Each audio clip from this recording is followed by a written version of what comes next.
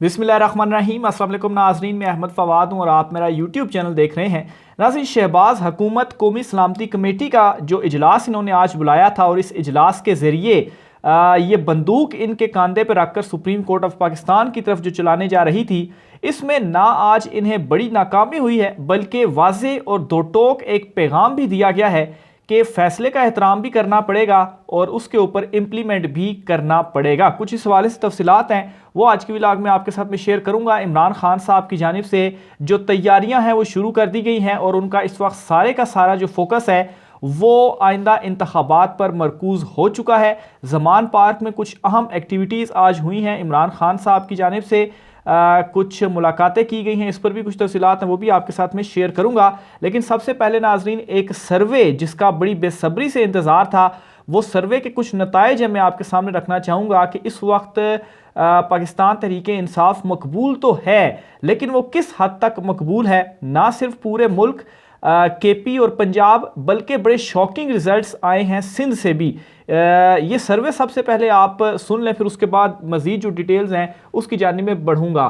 तो ये नाज़रीन IRIS कम्युनिकेशन पोल्स हैं, बेसिकली इनकी जानिब से ये सर्वे किया गया है और काफ़ी अथेंटिक इनका जो सर्वे है वो माना जाता है। एशिया इलेक्ट्स का ये सर्वे है और इस सर्वे के मुताबिक नाजरीन, पाकिस्तान तहरीक इंसाफ इस वक्त पाकिस्तान की सबसे मकबूल तरीन जमात है। यहाँ तक तो मामला ठीक है, यहाँ तक तो सभी कह रहे थे कि पाकिस्तान तहरीक इंसाफ सबसे मकबूल जमात है, लेकिन उनकी मकबूलियत कितनी और ख़ास तौर पर जो कुछ शॉकिंग रिजल्ट सिंध के हवाले से हैं उसकी तफसीलात आप सुने। सबसे पहले तो नाजरीन 2018 के मुकाबले में बताया गया है अब 2023 का कि कितनी मकबूलियत है।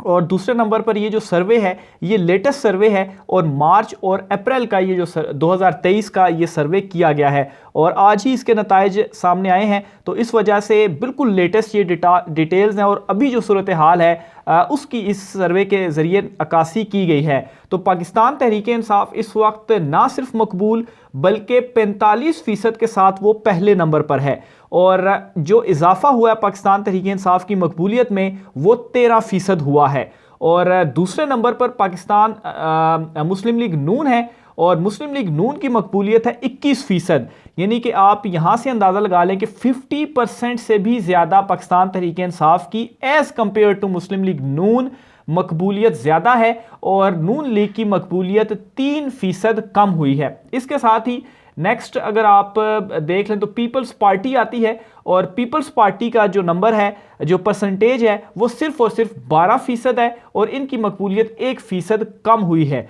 तो यहाँ से भी आप अंदाज़ा लगा लें कि ये क्यों पाकिस्तान तहरीक इंसाफ से इस वक्त डर रहे हैं। और हैरान कुन तौर पर जो चौथे नंबर पर जमात है वो है TLP और TLP की जो मकबूलियत है वो 5% है। यानी कि मौलाना फजल रहमान, ANP, इसके अलावा जो दीगर जमातें हैं, इन तमाम का जो किस्सा है वो तमाम हो चुका हुआ है और TLP इस वक्त चौथे नंबर पर आ चुकी है और TLP PDM का हिस्सा नहीं है। PDM में सिर्फ और सिर्फ मुस्लिम लीग नून और दीगर जमातें, पीपल्स पार्टी भी PDM का हिस्सा नहीं है। ये ओवरऑल मुल्क में इस वक्त इनकी जो सूरत हाल है वो मैंने आपके सामने रखी। JI और ANP की अगर बात की जाए तो 2% इस वक्त पूरे मुल्क में उनकी मकबूलियत है, जबकि 13% ऐसे हैं जिन्होंने इस हवाले से कोई भी जो जवाब है वो देना मुनासिब नहीं समझा। अब मैं आता हूँ पंजाब के हवाले से, स्पेसिफिक आपको करके बताता हूं कि पंजाब में क्या सूरत हाल है। ऊपर वाले जो रिजल्ट्स थे वो सारे के सारे पूरे मुल्क के एतबार से थे और पूरे मुल्क में आप यानी कि कौमी असम्बली के साथ कंपेयर करके आप कह सकते हैं कि इस वक्त सिंध और बलूचिस्तान का क्या हाल होगा, आप इससे अंदाज़ा लगा सकते हैं। लेकिन स्पेसिफिक में सिंध के ऊपर भी आऊँगा। तो बात करते हैं पंजाब की। पंजाब में सर्वे के मुताबिक पाकिस्तान तहरीक इंसाफ पहले नंबर पर 51% के साथ है और इन्होंने 17% अपनी जो पॉपुलैरिटी है वो ग्रोथ की है। दूसरे नंबर पर नून लीग है और नून लीग की इस वक्त 35% है और इस सर्वे के मुताबिक 3% इन्होंने जो है वो ग्रो किया है।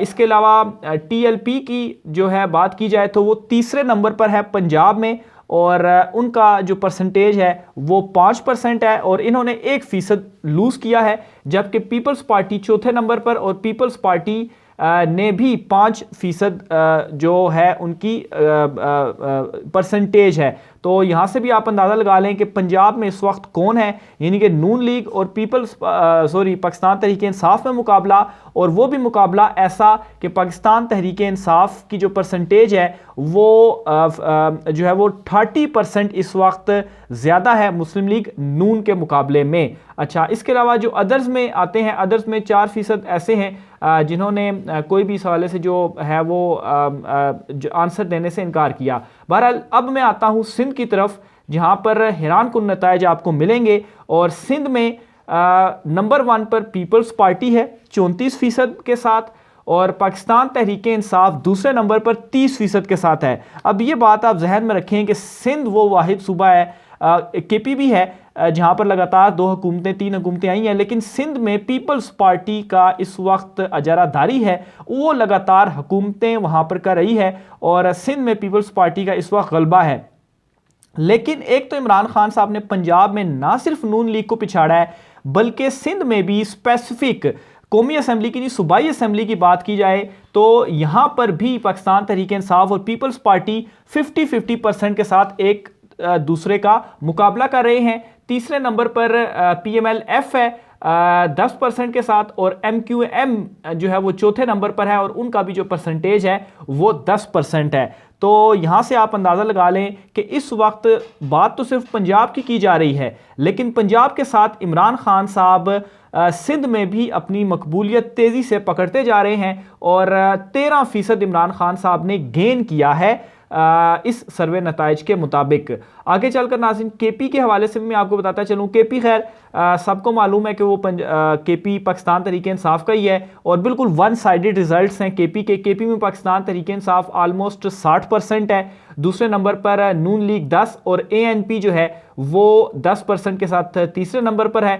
और आप यहाँ पर देख लें कि मौलाना फजल रहमान जो हैं वो चौथे नंबर पर है। तो इसी वजह से मौलाना फजल रहमान रो भी रहे हैं, चीखें भी मार रहे हैं कि इलेक्शन नहीं करवाने।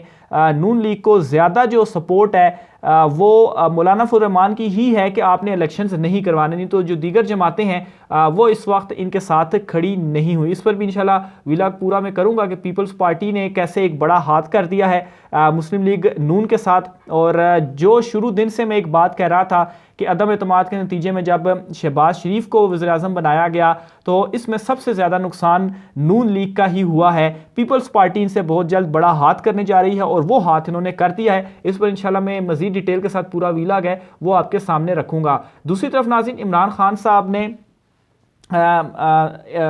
इलेक्शन के हवाले से तैयारियों का बाकायदा तौर पर आगाज़ कर दिया है। आज उन्होंने ज़मान पार्क में इंटरव्यूज़ का जो सिलसिला है वो शुरू कर दिया है और आज इमरान खान साहब ने कितने इंटरव्यूज़ किए हैं ये मैं आपके सामने रखता चलूँ। और ये इंटरव्यूज़ पार्टी टिकटों के लिए इमरान खान साहब की जानिब से किए गए हैं। इसमें इमरान खान साहब ने सिर्फ और सिर्फ पंजाब की हद तक अभी इंटरव्यूज़ का सिलसिलों का आगाज़ किया है। PP 42 तक उम्मीदवारों के इंटरव्यूज़ कर लिए हैं और PP 43 से PP 70 तक इंटरव्यूज़ जो है वो बाद में इमरान खान साहब की जानिब से जो अब डेली बेस पर ये जो इंटरव्यूज़ हैं वो किए जा रहे हैं। तो बहरहाल PP 42 तक जो इंटरव्यूज़ हैं वो इमरान खान साहब ने मुकम्मल कर लिए हैं। मुख्तलिफ उम्मीदवारों के इमरान खान साहब ने इंटरव्यूज़ लिए हैं और ज़राए के मुताबिक नाज़रीन काफ़ी सख्त इसमें इमरान खान साहब ने सवालात पूछे हैं, काफ़ी टफ ये इंटरव्यूज़ थे। इनमें से एक सवाल आपको बताता चलूँ, वो सवाल ये था कि जब पाकिस्तान तहरीक इंसाफ के ऊपर क्रैकडाउन किया जा रहा था, मुश्किल वक्त था, अवाम को पकड़ा जा रहा था, ज़मान पार्क ऑपरेशन, अदालतों में पेशियाँ, तो इस वक्त कौन पाकिस्तान तहरीक इंसाफ के साथ खड़ा हुआ था, जलसों में कौन आ रहा था, ऑन ग्राउंड कौन था, कौन से अरकान थे, और जो इसमें नहीं हो रहा था उसकी ठीक ठाक जो क्लास है वो हो रही है। तो ये इमरान खान साहब की जानिब से बहुत ही ज़बरदस्त स्टेप था जो उठाया गया है।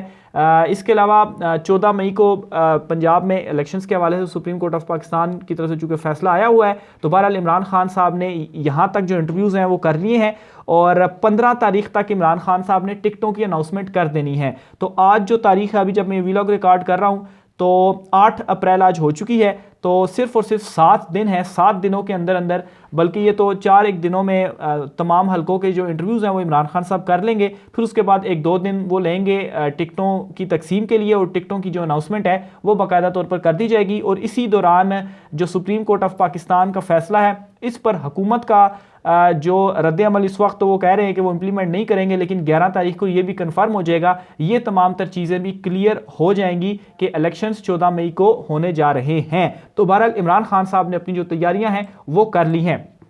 आखिर में नाजरीन, जो कौमी सलामती कमेटी का इजलास हुआ है, इस इजलास की कुछ तफसीलात हैं, इसका एलामिया सामने आ गया है, ये मैं आपके सामने रखना चाहूँगा। सबसे पहले तो नाजरीन कुछ इतलात आपके सामने में रखता चलो। इस वक्त कहा जा रहा है कि इस एलामिये में इसमें कोशिश तो ये की गई कि किसी तरीके से बंदूक कंधे पर रखकर किसी और के चलाई जाए सुप्रीम कोर्ट ऑफ पाकिस्तान की तरफ, और अगर कोई इस तरह की बात सामने आ जाती है कि सुप्रीम कोर्ट ऑफ पाकिस्तान के फैसले के ऊपर कुछ लिखवा लिया जाता है तो उससे मज़ीद हुकूमत तगड़ी हो जाएगी। लेकिन इनको बड़ी नाकामी हुई है, बुरे तरीके से भी ये पिटे हैं, कुछ भी इस तरह का ये नहीं लिखवा पाए, बल्कि ज़रा ये बताते हैं कि इनसे ये पैगाम पहुंचाया गया है, इनसे ये कहा गया है कि एहतराम करना पड़ेगा सुप्रीम कोर्ट ऑफ पाकिस्तान के फैसले का, और उसके ऊपर जो इम्प्लीमेंटेशन है, जाहिर सी बात है एहतराम का मतलब यही है, उसकी जो इम्प्लीमेंटेशन है वो भी की जाएगी। इस इजलास की जो एलामिया है उसकी कुछ तफसीलात मैं आपके सामने रखना चलूँ तो शहबाज शरीफ ने इजलास की सदारत की है, जिसमें वफाकी वुज़रा थे, chairman joint chief of staff committee थे,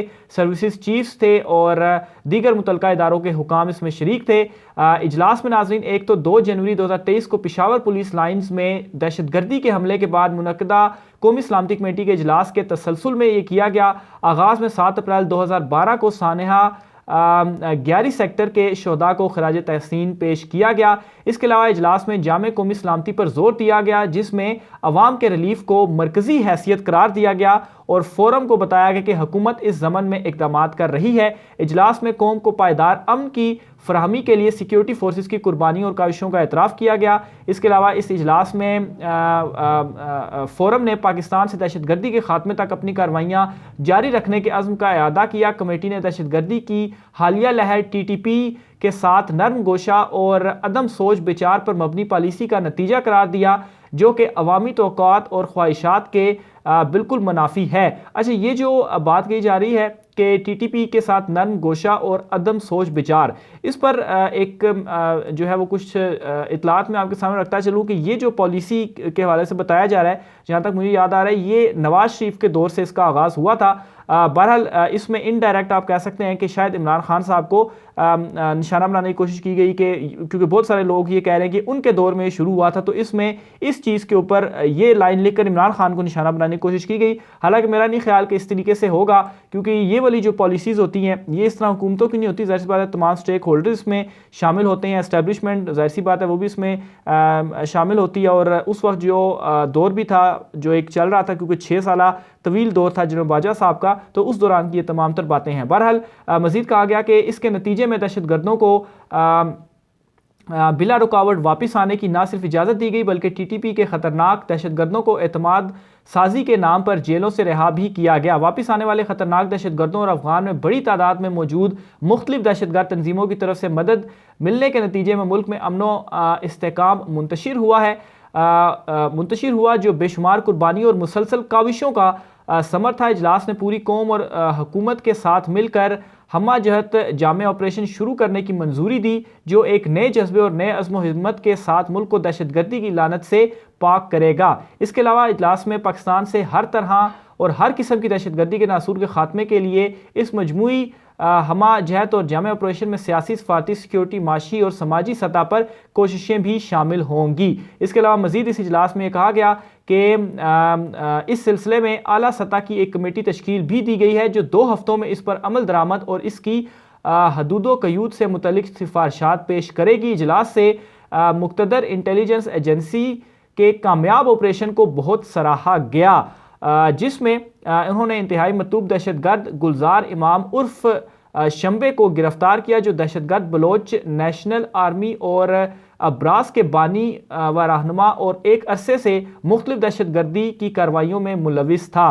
तो एक तरफ तो खैर हुकूमत मौक़िफ़ अपना रही है कि दहशतगर्दी बहुत होगी, सिक्योरिटी अब दे नहीं सकते, और दूसरी तरफ इस इजलास के जो एलामिया है इसमें ये बता रहे हैं कि बड़ी ज़बरदस्त अंदाज में जो कार्रवाइयाँ हैं वो सिक्योरिटी फोर्सेस की जानिब से जारी हैं। मज़ीद कहा गया कि कमेटी ने बढ़ती हुई नफरत अंगेज़ी, माशरे में तकसीम और दरपर्दा अहदाफ की आड़ में रियासती इदारों और इनकी क़यादत के खिलाफ बैरूनी स्पॉन्सर्ड जहरीला प्रोपेगेंडा सोशल मीडिया पर फैलाने की कोशिशों की शदीद मजम्मत की और कहा कि इससे कौमी सलामती मुतासिर होती है। कमेटी ने मुल्क दुश्मनों के मज़मूम अज़ाइम नाकाम बनाने के लिए के अज़्म का इरादा करते हुए कहा कि शहदा की अजीम कुर्बानी और मुसलसल काविशों से हासिल होने वाले अमन व अमान को बरकरार रखने के लिए हर मुमकिन कोशिश को यकीनी बनाया जाएगा। तो ये नाज़रीन कौमी सलामती कमेटी का जो है वो एलामिया था।